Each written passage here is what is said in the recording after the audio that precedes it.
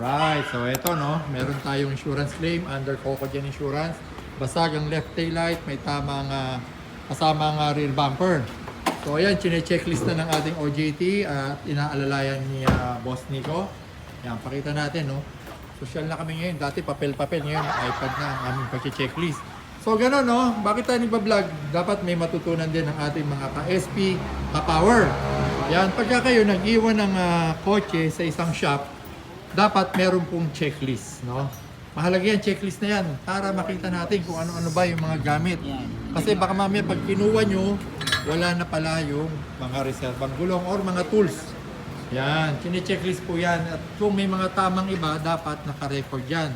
Ganun din yung odometer, dapat po ay sinusulat or nililista po yan. Kaya yan, may checklist tayo ha. Importante, pag nag-iwan kayo ng unit sa isang shop, pag nagpapagawa, hingan nyo po ng checklist. Sige po, maraming salamat. Sana natuto.